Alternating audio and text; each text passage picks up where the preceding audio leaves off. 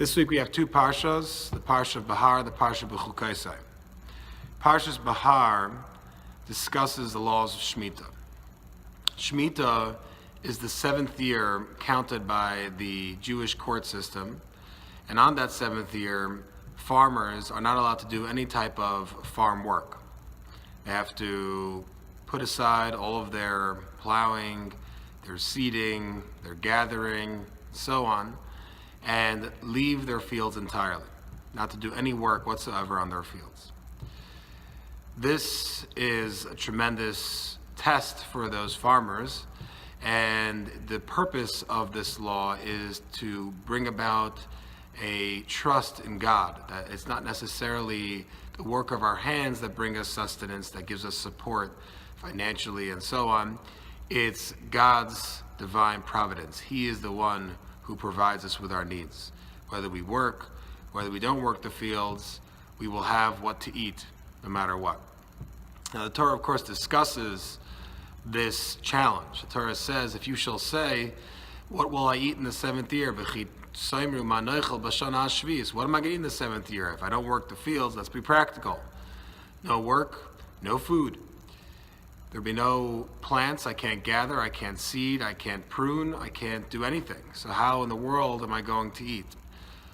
So the verse promises, God promises us, I will command my blessing to shower upon you in the 6th year. You will have a tremendous amount of leftover wheat or whatever type of produce you make, and you'll be able to support yourself during the 7th year.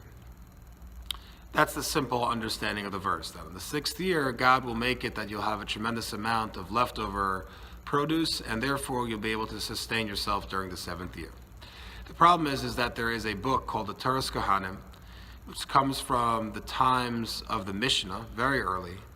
And in there it says that instead of the 6th year being the year that has a tremendous amount of blessing, it says there that it'll be the 3 previous years that will have an extra amount of blessing and therefore more wheat produce to sustain yourself during the 7th year. So the question, first of all, is it the 6th year that Hashem will command His blessing, or is it all 3 years preceding that 7th year? Will there be an abundance of produce during that last 6th year, or will also be the previous 3 years? Simple reading the verse sounds like it's saying just the 6th year. But the Toras Kohanim, the book we mentioned, states that it'll be the 3 preceding years. How do we resolve this? Furthermore is another problem. If you look throughout the Torah, you'll find very, very few times where the Torah actually discusses what it's coming to address. The Torah just addresses the topic. It's up to us to figure out what exactly is the question that the Torah is addressing, which is not the case here. Like we stated, the verse says, if you shall say, what will I eat in the 7th year? Hashem will command His blessing. It could have just said, Hashem will command His blessing during the 6th year. And we would know that the purpose of this is that a person doesn't have any means to sustain himself during the 7th year, and therefore needs an abundance of wheat and produce during the 6th year.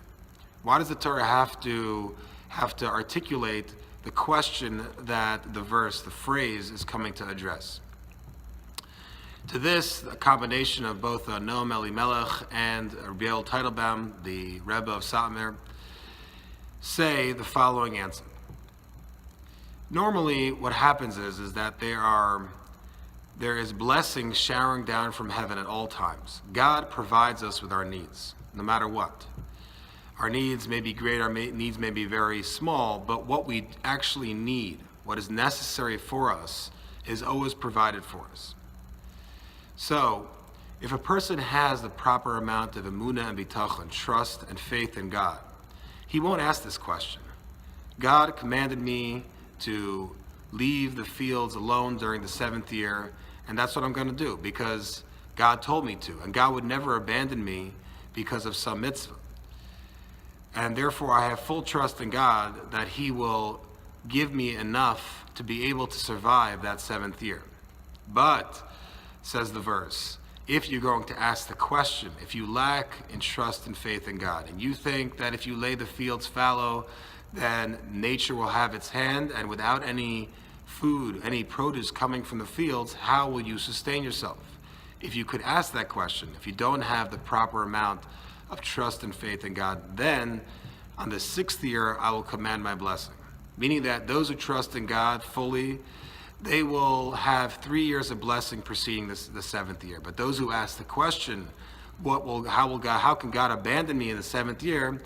Don't worry, even you, I'll command my blessing in the 6th year. This is a tremendous lesson for us. 3 years of blessing is much better than 1 year of a tremendous abundance of blessing.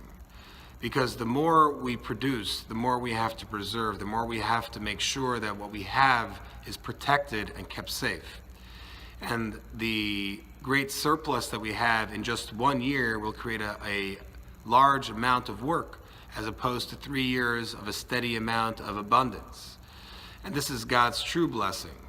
Without us asking for it, when God commands us to do something, He's commanding us to do something, obviously keeping our best interests involved. He's not going to abandon what we need. He's not going to abandon His children, His chosen nation.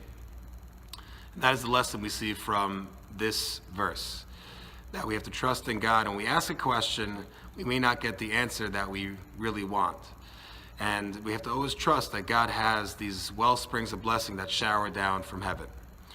One quick question, not necessarily related to this week's Parsha, but it does have a relationship, and if you get the answer, is that what is the chapter we find in Tanakh that is Torah, prophets, and writings, which we say during our prayer more than any other chapter in the entire Tanakh? There is a connection also from that chapter to what we were discussing. Have a great Shabbos.